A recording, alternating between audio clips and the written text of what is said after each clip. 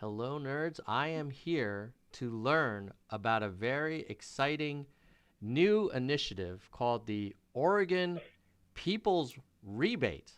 So we've got Antonio and Patty here to tell us all about it. But before we get started, we need Andrew to warm us up.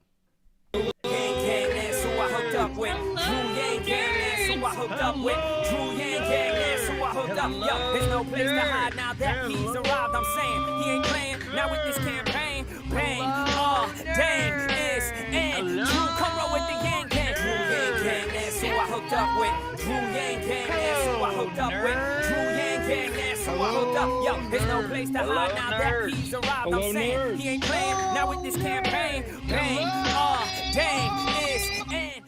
Hello, nerds. Hello, nerds! Hello, nerds! welcome.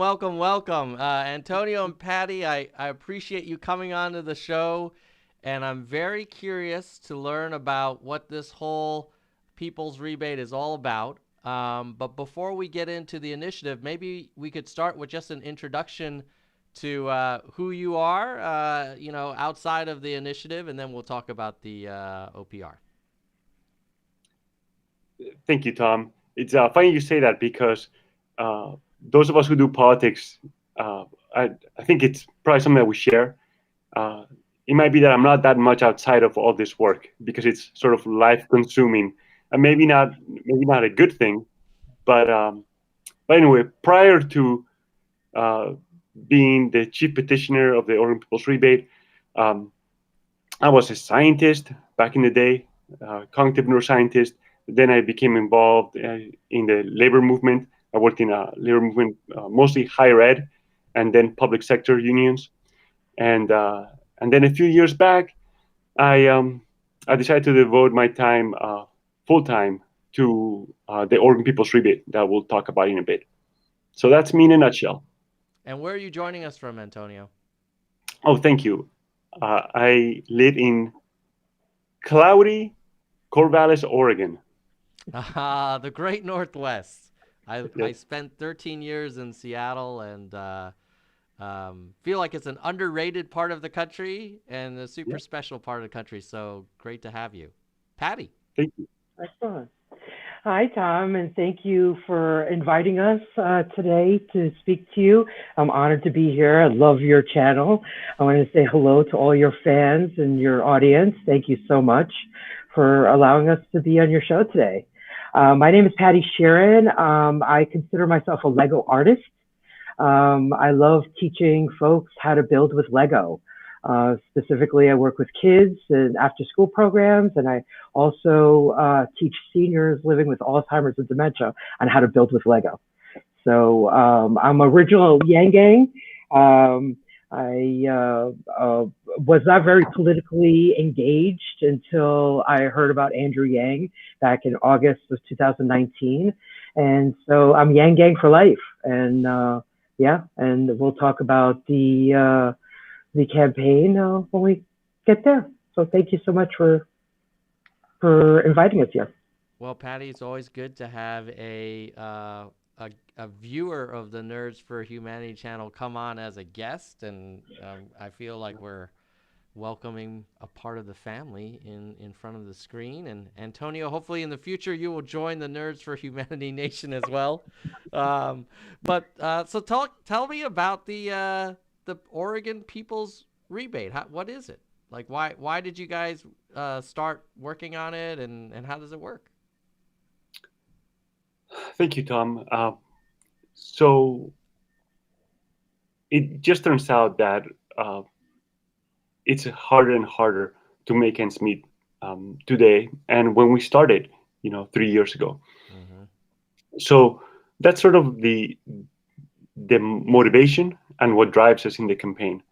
So we came up with this idea, and we piggybacked off of a similar ballot initiative here in the state of Oregon from 4 years ago.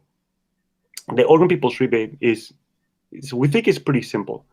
It would provide a universal rebate of about $750 every year to every Oregonian.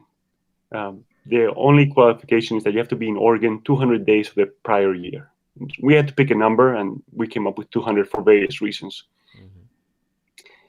So in that sense, I should say, and the money comes from increasing the minimum taxes of the largest and more successful companies doing business in Oregon after $25 million of state revenue to 3%. Currently, these largest corporations pay less than 1/8 of 1% in state taxes. The Oregon People's Rebate increases that to 3%. Whatever new revenue comes in basically gets pooled and rebated equally among everybody in Oregon.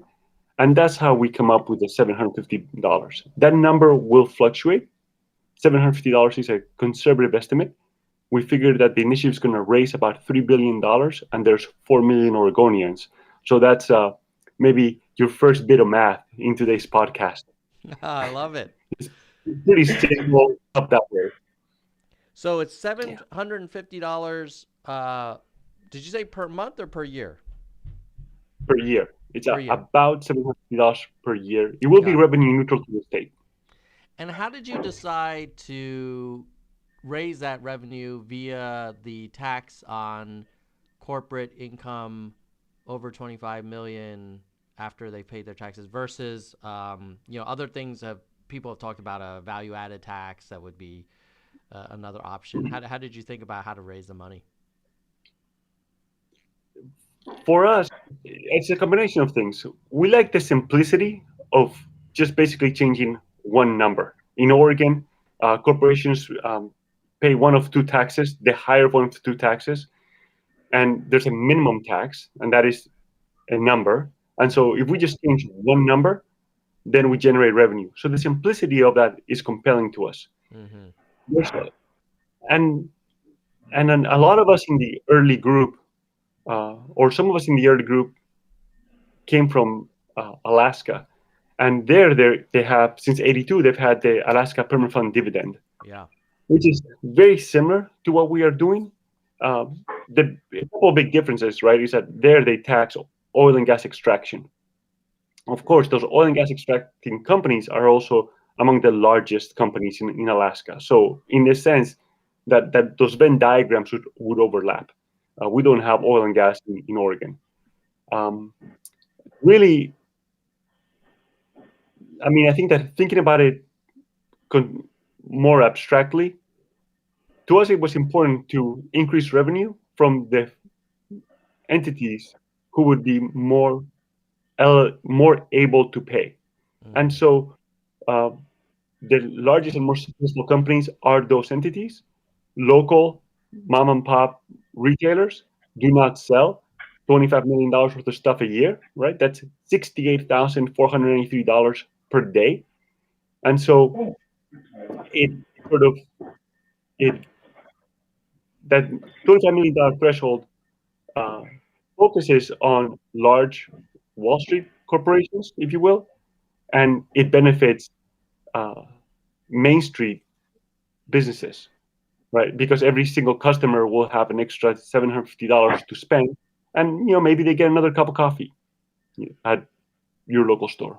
Mm-hmm.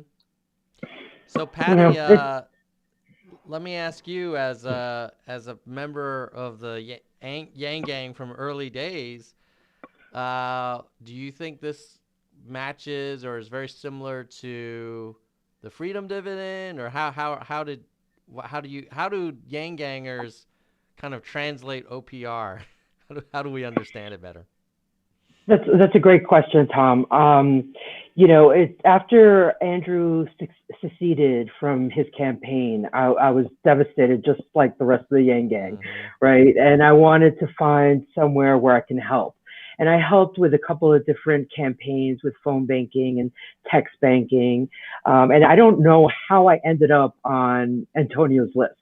And I ended up on a Zoom call with people, volunteers and stuff like that. And I just loved Antonio's sincerity and his ideas. It was so simple. Like the VAT tax, to be quite honest, I was a little concerned, and not that I'm against it or anything like that.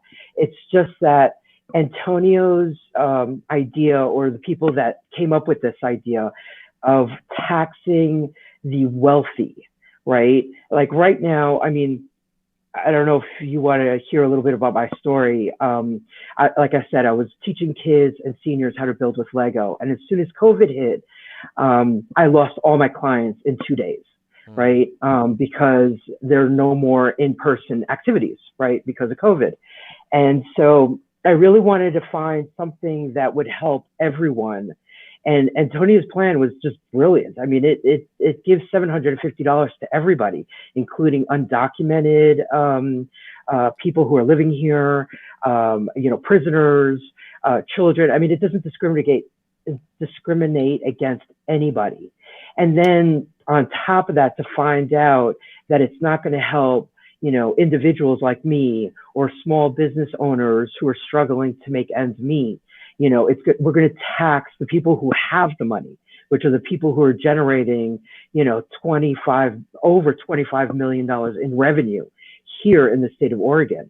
I thought that was brilliant. I thought that was such a great idea. So talking to folks, I get a lot of pushback. Oh, well, how about if these big corporations are going to leave? And I kind of sit there and I think to myself, well, are they really going to give up $25 million in revenue because we're going to increase their tax, by almost 3%? I mean, I don't think that's like realistic, right? I mean, are you going to give up $25 million because we're going to increase your tax? And it's above the 25. You're not getting an extra tax on the first 25 million. It's what you generate after that first 25 million. Right. So it's the largest corporations who actually have money to share. Right. So that's what right. Yeah, no, that makes sense. So it's 3% on revenue over 25 million, an extra 3% on revenue over 25 million. Okay. Got it. Right. So maybe Antonio, let me play devil's advocate with you and ask you, I guess, questions that maybe some people watching this may have. So the first question, and I think Patty touched on it, was, some people could argue, hey, states are competing for companies, and, Texas is basically saying, hey, any company that wants to come here, like, you can do whatever you want. You don't really even have to pay much of anything. And there are other states that, have more expectations from the companies that are based there. Yeah. How do you feel like this would affect the big employers to them? Maybe, who knows? Maybe they might even be supportive. I don't know. What's their take? Thank you, Tom. That's a great question, and I'm sorry that I did not make it clear enough, our relationship to that. So it doesn't matter where the corporation is based. Any corporation doing business in Oregon has to pay some tax, one of two taxes, and the minimum corporate tax is based on commercial activity in the state of Oregon. So, for example, Oregon is Nike. I have not had a conversation with Phil Knight yet, and I look forward to perhaps chatting with him someday. If he's watching, he should email us. But right, so Nike has to pay the Oregon minimum tax for the revenue from the state of Oregon, not from the revenue from California or overseas. Mm-hmm. That's how it works. And so it doesn't matter where the corporation is based. So like Apple in California, Apple pays the Oregon minimum tax for the stuff they sell in Oregon, not the stuff they sell in California or New York. I got it. And they're already paying this tax. You're just increasing the number. That's right. I see. Yeah.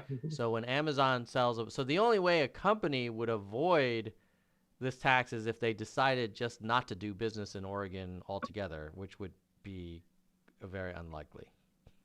Right. Like it would be crazy because right now Oregon is like the lowest of the 50 states in corporate tax burden.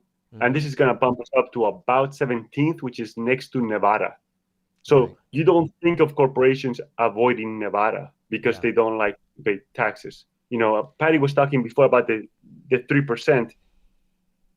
Another way to look at it is that 97% of their revenue is tax-free. Mhm. So, so I mean, like, you do not leave the first $25 million or the other 97%. And also, business goes where people have money, right? Every person in Oregon will have an extra $750, about $750. Every family of four will have an extra $3,000 of money to spend, however they choose to spend it. So I think it'd be massively foolish for corporations to leave Oregon. Right. Now, another question that people might have is, oh, won't the companies just raise prices on consumers and then, you'll have to pay an extra, whatever, few bucks on those shoes or, these boxes from Amazon coming in. So at the end of the day, it's the people who are gonna to kind of foot the bill. Yeah, people often say that, and it feels like the research and also common sense doesn't bear out. Like I said before, you don't really feel that the people in Nevada get particularly expensive Amazon service, right? Mm-hmm. Or you don't feel that people in Alaska with their permanent fund dividend, like, you know, pay much more on something because of the permanent fund dividend. These large corporations normally do regional pricing, and so it doesn't really change things. If, by the way, and so this is kind of like a nice feature about the rebate, that the people, Oregonians, will have the power to spend the money as they choose. If Starbucks, for example, raises their coffee prices for whatever reason, I have the $750. I can choose to go to my locally owned coffee shop that unfortunately does not sell $68,483 of coffee every day. Mm-hmm. They do not meet the threshold. They have no reason to raise their prices. And then, through choice and competition, biasing towards local and away from ginormous corporations. Yeah. So that's a great thing. Yeah, it's certainly a nice little boost to the smaller businesses. Tell me about the I guess someone else could say, "Hey, whoa, won't you now attract a bunch of people moving to the state to get a piece of this action, and those people will compete with folks who've been in Oregon for a long time, and it'll depress wages, or you'll just have like armies of people wanting that 750." People do not.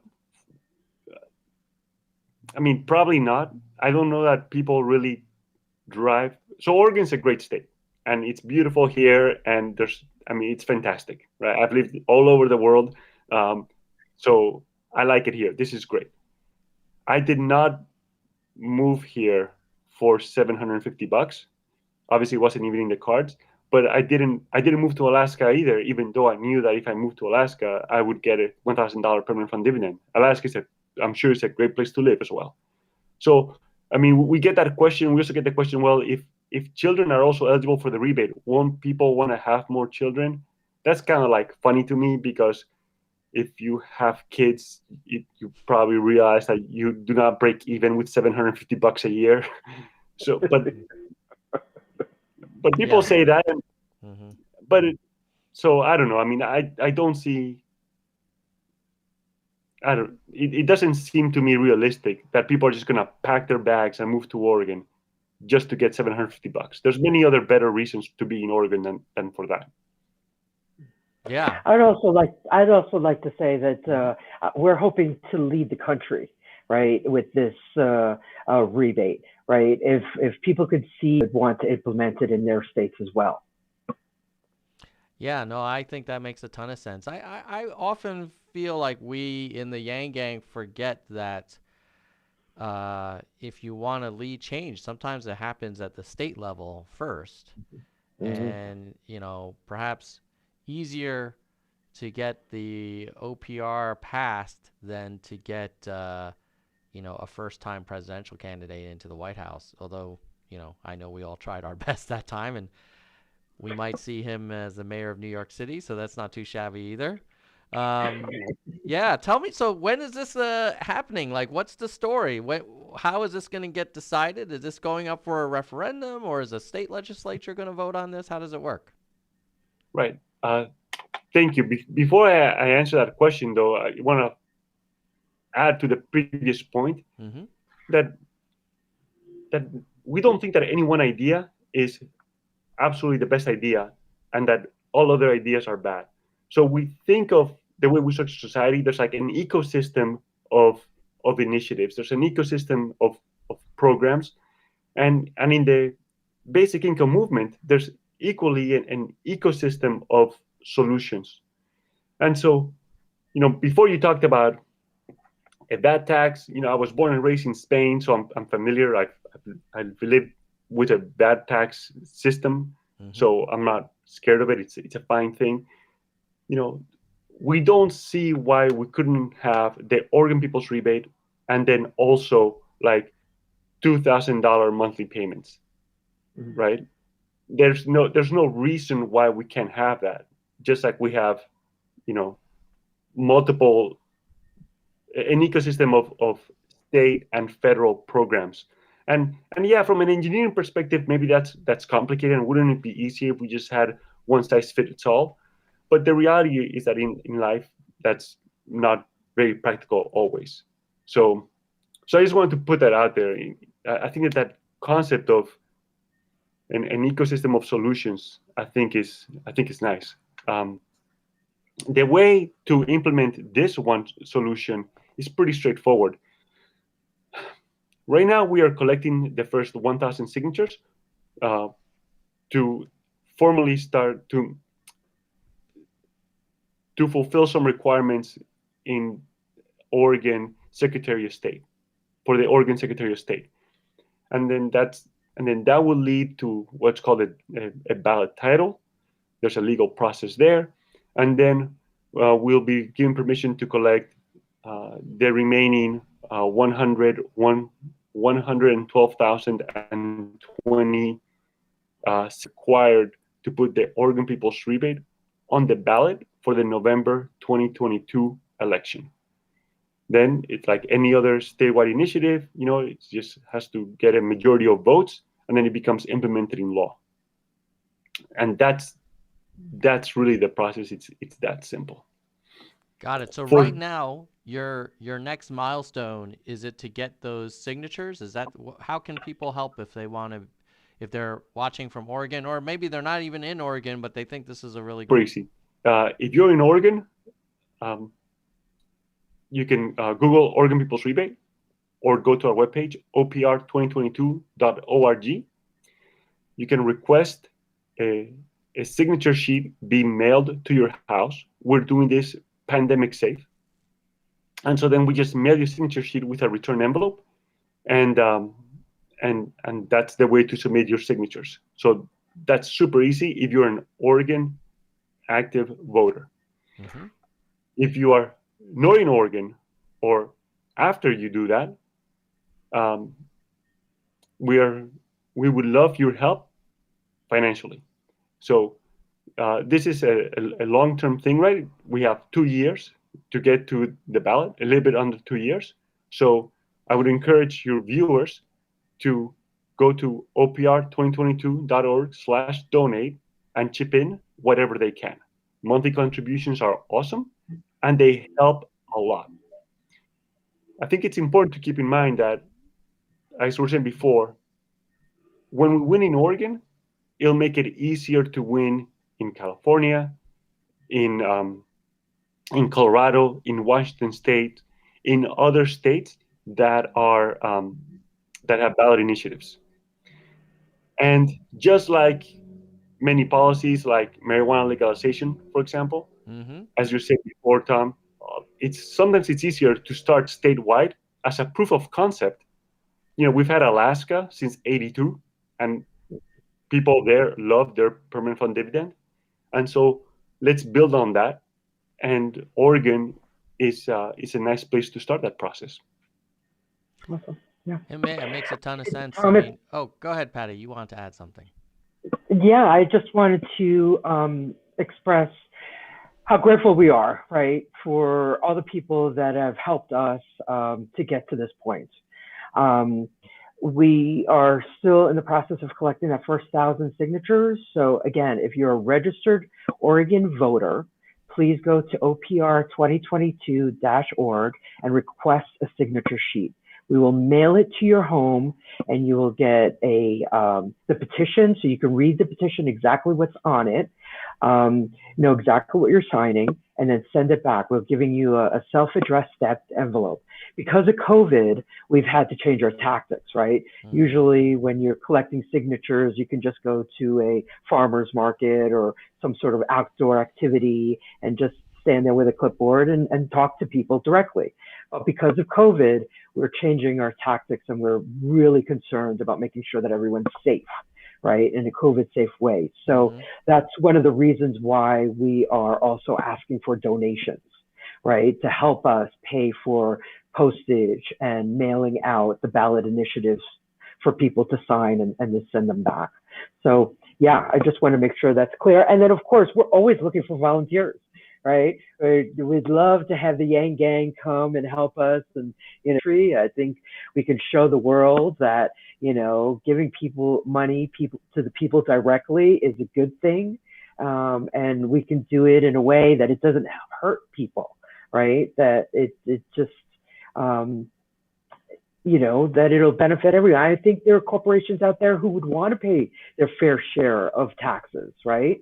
But just, because of the way the laws are written and, the loopholes that they are, beholden to their shareholders, I think some of them would like to pay a little bit extra if it's going to help their communities, right? People with money in their hands could, buy more stuff. Totally It would agree. help. I mean, my sense just from this conversation is if you were pro freedom dividend and you believed in the power of putting more cash into the hands of citizens, then the Oregon People's Rebate is basically a version of that in some ways is even simpler because you don't have to explain VAT to people. Although I love the efficiency of that, I also appreciate that there's a practicality there of helping people grok things faster. And it's sounds very achievable. Like, how many signatures do you need to get? What's your goal? Yeah, thank you. So we need 112,020 ballot signatures by July 8, 2022. Yeah. So 2022. Oh yeah. So you got time. Oh yeah.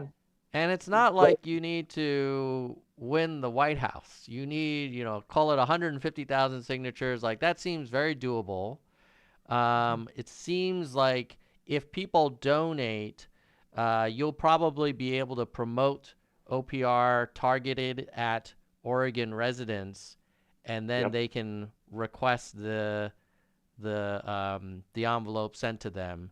Now, I will say that I think that is going to be an added layer of friction, and which is why you do need help to kind of get the word out there.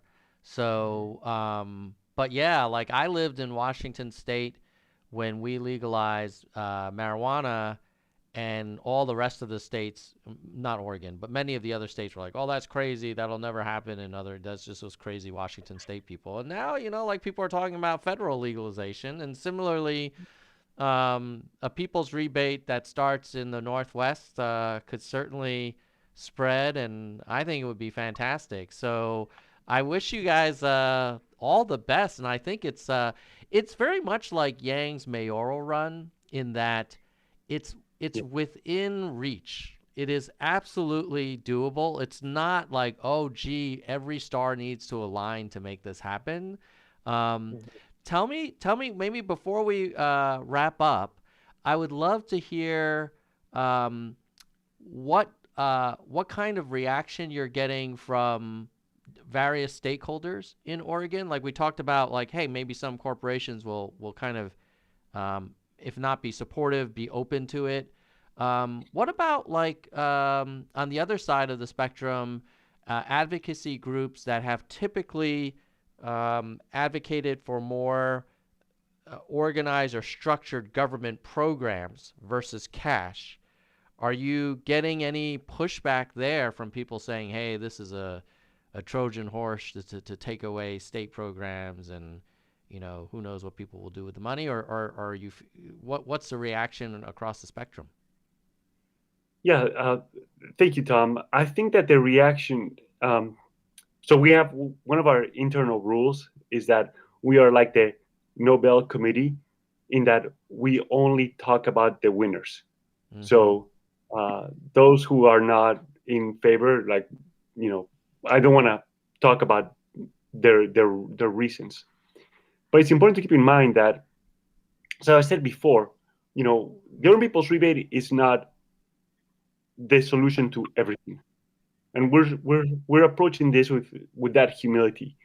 So the Urban People's Rebate stacks on top of all other income-based benefit programs that are available at the state and federally. So we're not, and this is a difference with the freedom dividend that maybe it's worth discussing more. But we're not taking away from anything. The revenue that we're talking about is new revenue, and so if there are many basic programs that are underfunded, and that is something to address, but that's not something that we are addressing with these 4 pages of proposed legislation. We're not fixing every problem. We're just fixing this immediate problem of we're all having trouble making ends meet. Would $750 per person in your household help? I do not know a single person who says no to that, and that indicates that this idea is popular. And as you were saying before, it's also achievable, right? So there's going to be an election in November 2022, and the Urban People's Rebate, which is only 2 years, is less than 2 years from now, and the Urban People's Rebate is ready, and we're on January, February of 2024. The first rebate checks will be going out. I'm not sure that there are any other basic income-like proposals, solutions that are going to be as broad as the Oregon People's Rebate and are going to be kicking in as quickly as this. So this is super achievable, and it's super achievable quickly. So as I was talking to somebody from California the other day, and they said, this sounds great. How do we get the Oregon People's Rebate in California? And I was like a little cheeky, but I said, the easiest way for you to get this in California is to help us get this in Oregon. Yeah. Right. And that's one of the ways we're going to make progress until this idea of putting cash in people's hands is just obvious. And then it'll be easier to have a conversation at the federal level, for example. Yeah, no, that makes a ton of sense, Antonio. I think a lot of people in the chat are getting excited about this, and I feel like there's not enough awareness about the Oregon People's Rebate Initiative within the Yang Gang. So hopefully, if anybody's watching this, please remember to like and share and spread the word. Think of the OPR as a freedom dividend pilot in a state where 150,000 signatures could get you on the ballot, and if we can prove it there, then it'll be much easier. Because it's always easier. Like Alaska was a good example for Yang, but Alaska, for a lot of people, felt like, well, I don't know, that's Alaska. That's like some faraway place. But at least Oregon's in the lower 48. I mean, Oregon's a little interesting too, but it's closer to the Yeah. the rest of the continental U.S. And so it'll start there. And I totally think it makes a ton of sense. And I would love to have you back on the show, as the progress gets made, and if you have content that maybe next time we can look at it together in terms of like any ways to visualize it. Because I think one of the challenges with Freedom Dividend was you had to spend like an hour talking to someone to explain it, and it seems like OPR, like you could kind of distill it down into a tighter elevator pitch as you have, Antonio. So I'm glad to see that great progress, and I wish you all the best. Before we wrap up, any closing remarks you want to make or asks of the audience? I'd like to first thank Joshua for sharing on Reddit. That would be awesome. Vaughn, thank you so much for supporting us. I think this is something that the Yang Gang could really get behind. And, thank you for supporting us and allowing us to be here on your channel and talk about it. So thank you, Tom. I would look forward. I'd love to sit down with you at some point and go through the entire ballot initiative. It's 4 pages, and I think you'd really enjoy, going through it step by step with us. Oh, I would love to do that. That's music to my ears. If we get into more details, and we'll definitely have to do that in a follow-up episode. Oh, before you give your closing remarks, Antonio, or as part of it, have you all talked to the Humanity Forward folks? Yeah. Yeah. What's the reaction been? We're friends. Well, hopefully they can help you out as well. Yeah, no, they were kind enough to. I'm sorry. They were kind enough to send out a couple of emails to all the Humanity Forward folks in Oregon. So that's great. They've been fantastic in helping us get the word out. Yeah, I think there's a realization that we're all in this together. Mm-hmm. And like I said before, this is just one of the solutions in the ecosystem of solutions. And so the income movement folks are great, and Humanity Forward folks are great, and so we're all chipping away at it. I love it. I love it. This is what makes this country truly special. New ideas can always be explored, and they can kind of percolate from the ground up. And I will for sure be watching this initiative very closely. If anybody's interested, go check out opr2022.org and volunteer or chip in a few bucks. Think of it this way, like you chip in a few bucks, you might get another 10 signatures, and that's 10 steps closer to their goal of 122,000 and change. So it's totally doable, and if you can prove it there, then every other state, if you're in Yang Gang, you can say, hey, look, not only did it work in Alaska, Oregon took another approach, and it's working great, and our state should too, and hopefully the great state of California can try it as well.